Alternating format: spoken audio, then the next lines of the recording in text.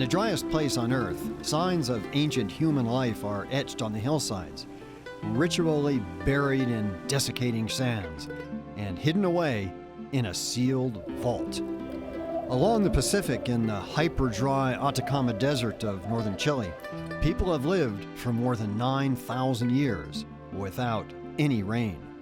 We're beginning to understand how. It's also a burial mound from the formative period. Funding for The Desert Speaks was provided by Desert Program Partners, representing concerned viewers making a financial commitment to the education about and preservation of deserts, and by the Stonewall Foundation.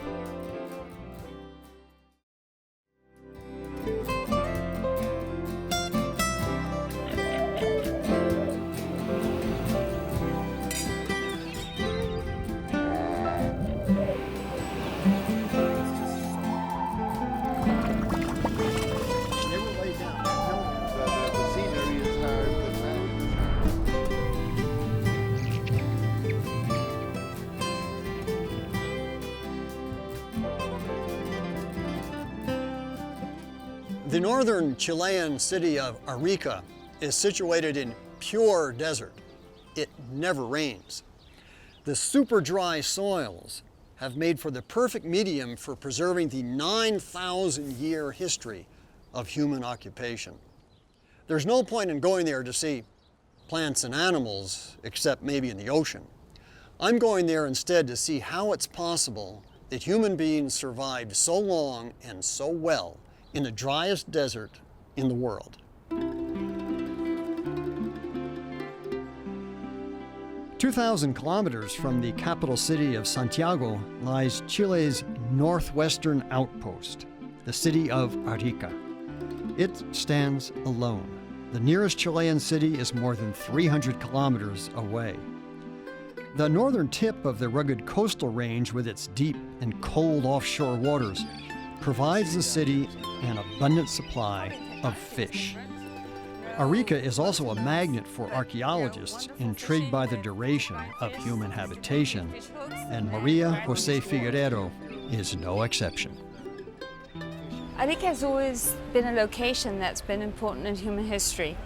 It's right at the end of the coastal range that ends at this one spot. So that means there's a very deep sea coast within easy reach of the shore.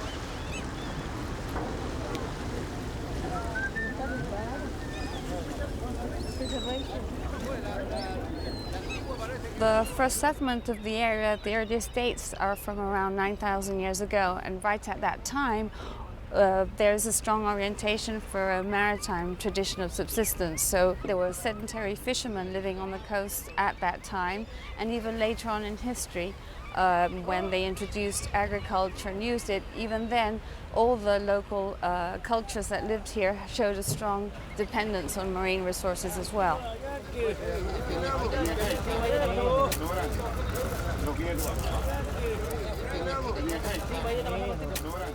Every day for the last 9,000 years, there's been a scene down here of some kind. Yeah, probably technology was different. No motorboats, but wonderful fishing with deep line fish, sophisticated fish hooks. What kind of fish are they taking out of here? You know the names and I don't. Reñetas, salmon, corvina. And where are they going? Where are they going to wind? Where are these fish going to wind up? Well, fortunately, some are going to stay here, but a lot goes down south to big places like Santiago. So this is a big fishing port.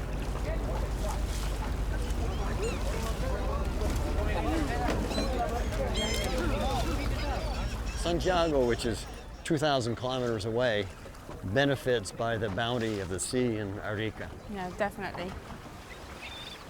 Arica is still an area of importance because it's a deep water port, and this is the point of exit for all the resources from the interior, either from the altiplano, the high altitude plateau in the Andes, all the minerals from there, and all the produce from the irrigated valleys that drain into the sea.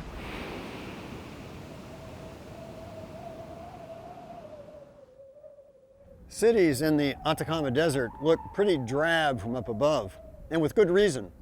It never rains here, so you don't really need much of a roof. something to keep out condensation at night and dust perhaps during the day. But because there is no cleansing rain, the dirt accumulates on top. And it accumulates, and it accumulates, and it accumulates, and sooner or later, all the rooftops look just like dirt. Gustave Eiffel designed a famous tower in Paris. His work also shows up in, of all places, Arica. It was originally designed by Eiffel in Paris, but sent over here and only assembled here then. Well, it's got a Gothic feel to it. It really does. It's airy inside. The outside is completely different from the inside.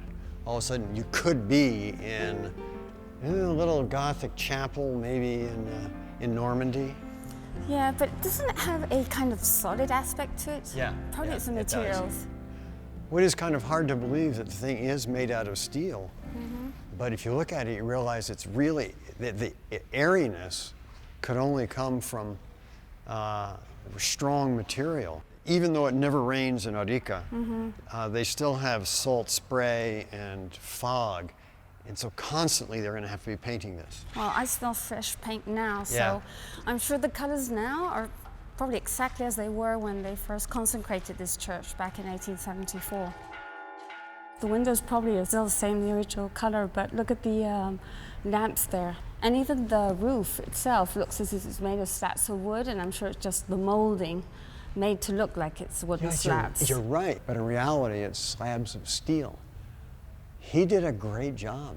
Yeah, I'm cynical about churches. This is a great church. Any church, even one fabricated from steel, requires constant maintenance. But some designs left by prehistoric peoples seem to endure forever. For centuries, passers-by have been intrigued by gigantic artistic creations on hillsides near Arica. They're called geoglyphs.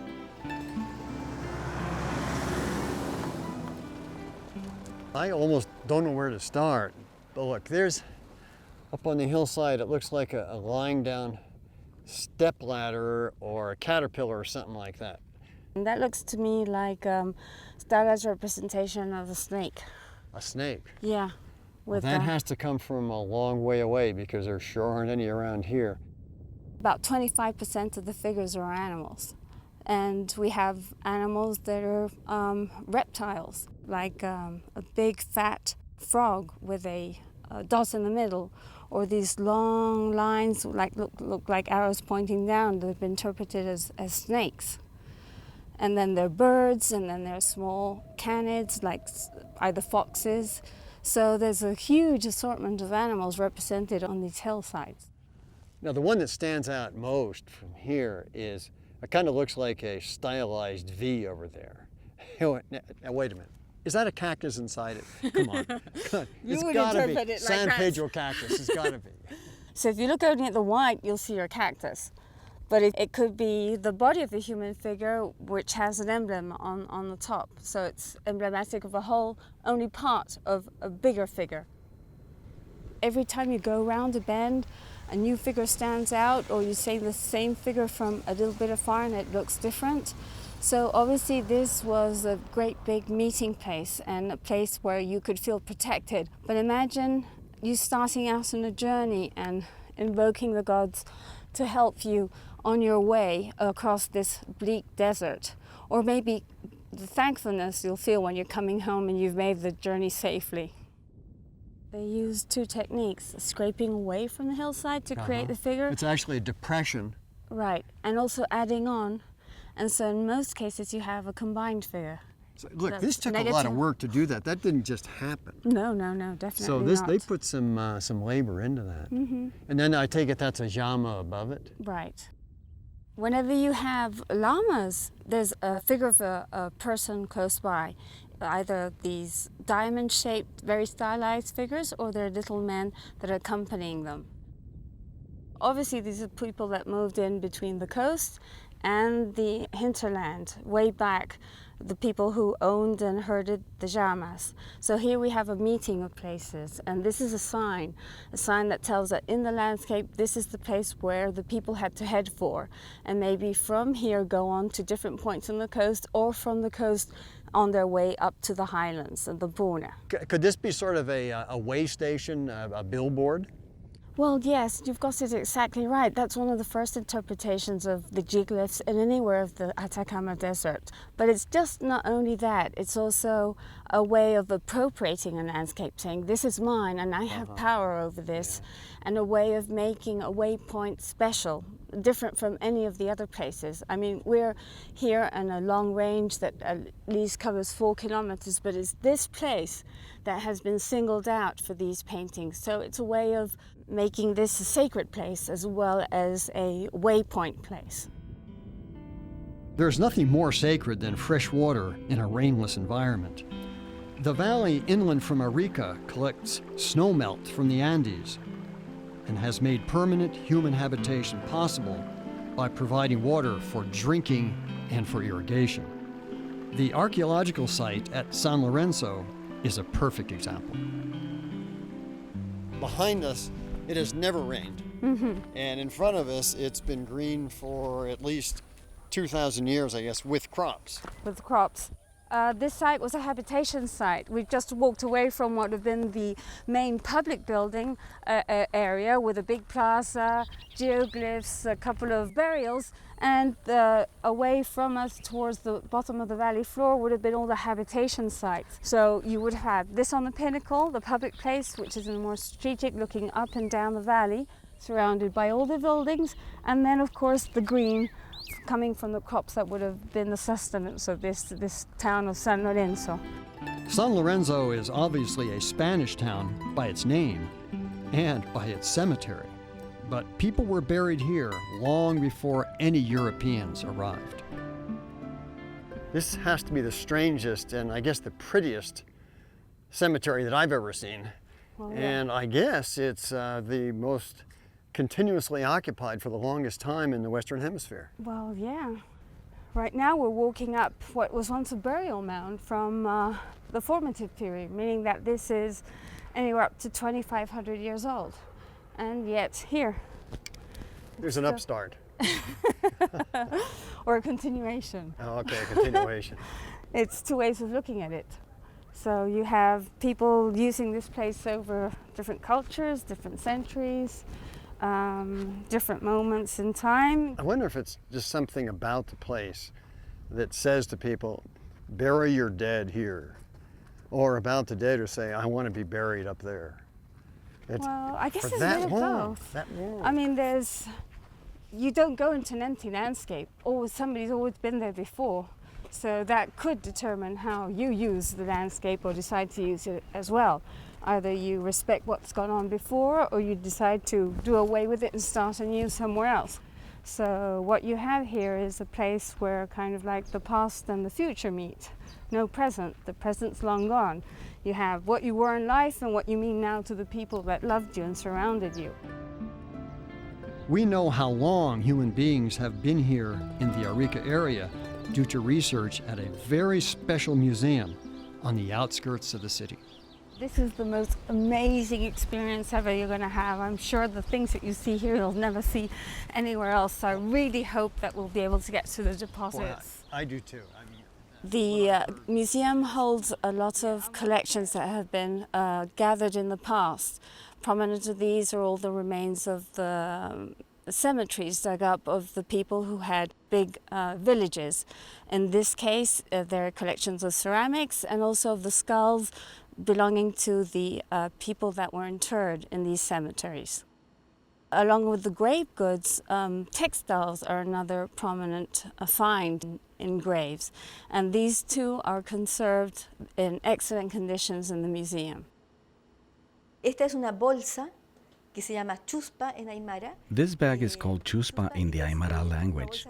Women carry coca leaves when they went to ritualistic celebrations. Para ciertos rituales. Está dando a luz. Esta es otra chuspa también. These are regional weavings, woven about 700 years ago. Eso, sin embargo, es tiahuanaco, es un gorro de 4 puntas, This is a Tiwanaku four-pointed hat, over 1,300 years old. Es un gorro, un gorro de 4 puntos. Milagro. This small hand loom was discovered in a tomb. It was used to weave small bags. You can see it is made from 4 pieces of wood.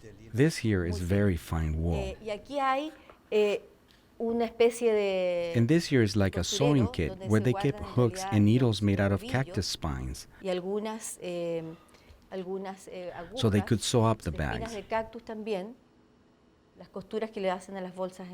They poke the eye and the cactus spine needles when the spines are still green. These are the spinning tops for weaving. They are made out of bones, rocks, clay, or even wood. And this is another kind of kit where they keep sewing implements and different color thread. This is from the archaic period over 4,000 years ago. This is real human hair, woven into a turban following a similar brush pattern as the original hair. And if you look on this side, you'll notice the small stone beads and dyed camelid wool with a reddish striped pattern. These are all treasures, priceless treasures. Sí, todos tesoros, claro. The long cultural history covering nearly 10,000 years and the amazing conditions of extreme dryness in this area make preservation of organic remains incredible. This is a unique place to find things like hair, nails, any organic body remains, textiles that look as if they were only a few decades old and they're thousands of years old. Any archaeologist would drool to be able to find those things here. And here you have them all in one big vast space, and they're excellently housed in the Museo de Azapa. What is so important about Arica's archaeology is that you can find these remains almost intact from 10,000 years ago. And so you can see and work with the whole spectrum of these 10,000 years of culture and continuous dwelling of people in this area, including, and I'm talking about the coast, the valleys, and the highlands. So this is a way in which these people of different sorts at different times have domesticated their environment, a very harsh environment, in an extremely skillful way. These remains are used to study about the ways of life of this population, diet, diseases. These remains are the product of an archaeological dig. They are not so a that's random... what this means then. Yes, this is a name site. and the initials of a particular site.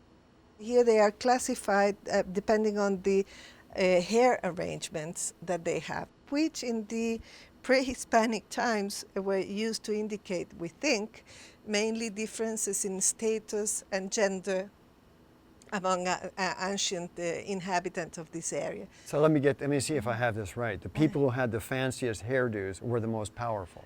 Most likely. Now that hasn't changed much, has it? No, it hasn't. But if you can see, look at the complexity of this braiding.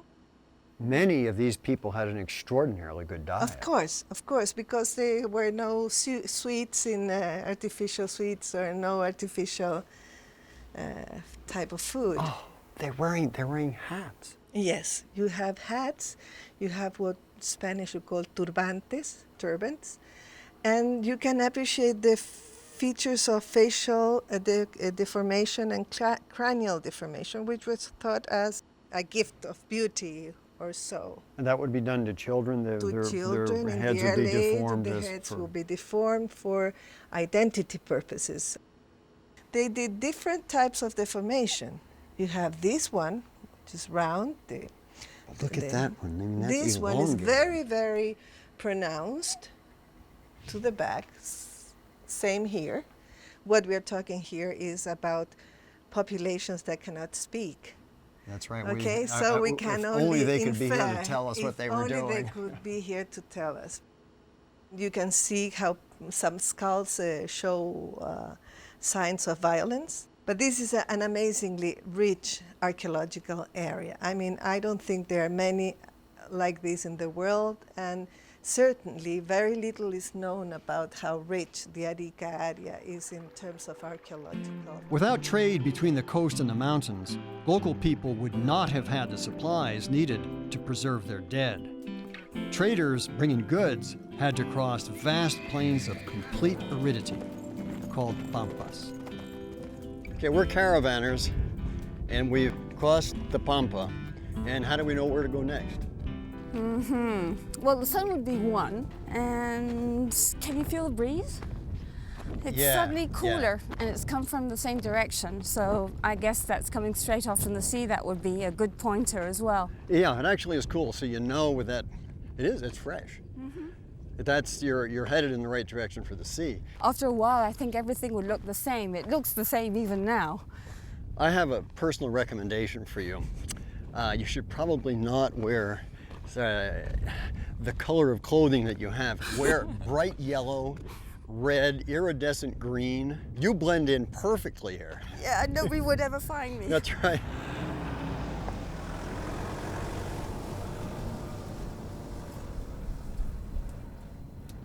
You know, it never rains here. There's not much silt or sand to blow, and there's not much wind, really. So a footprint will probably last for years. Yes, it will. And imagine this. Here's a thought. If a footprint can last, whereas it's blown away from one day to the next anywhere else, imagine what would happen with organic materials. Oh, like the mummies. The mummies, the textiles, the hair. Just how long human remains can be preserved becomes evident inside a guarded vault in a section of the Azapa Museum, off limits to the public. This individual was speared by a harpoon, and here's the projectile.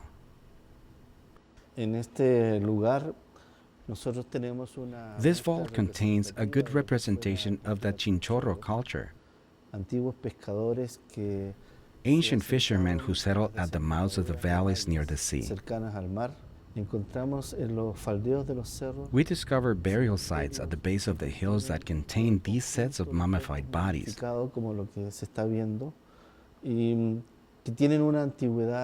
We believe these bodies are approximately 4,000 to 8,000 years old. This fishing culture had a very simple way of life. However, when it came to death, it was very complex. We know this culture lasted over 4,000 years with a sophisticated system of masters and apprentices so they could carry on the traditions of mummification.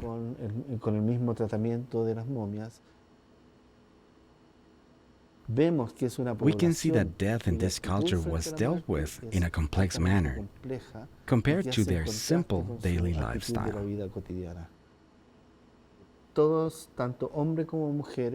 Everyone, men and women, were subjected to the same treatment. Adults and children were treated equally. There is no apparent distinction between leaders, chiefs, or other authoritarian people when it came to the mummification process. We used to believe these small figures were dolls or miniaturized mummies. But further research and X-rays detected small bone structures, which proved that these were in fact fetuses.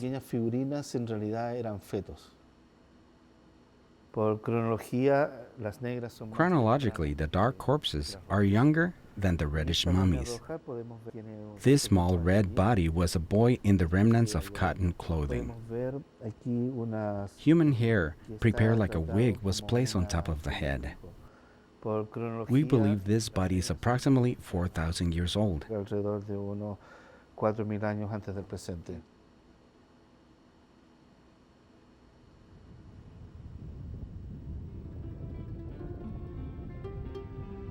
Archaeological studies of peoples of northern Chile over the last 10,000 years underscore the fact that without a permanent source of water, people cannot survive.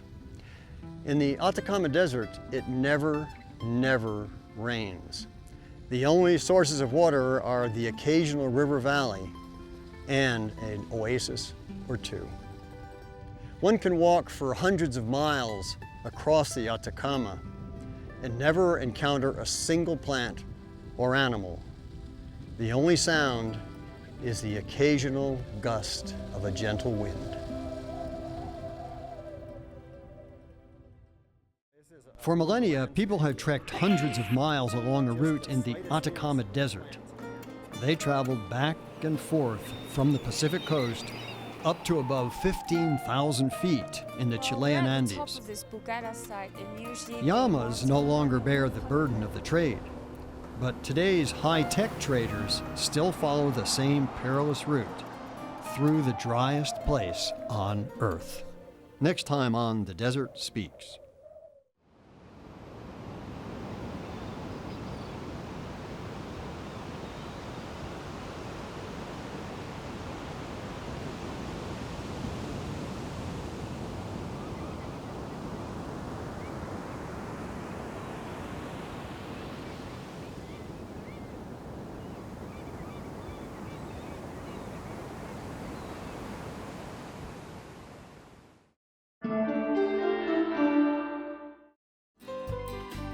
Funding for The Desert Speaks was provided by Desert Program Partners, representing concerned viewers making a financial commitment to the education about and preservation of deserts, and by the Stonewall Foundation,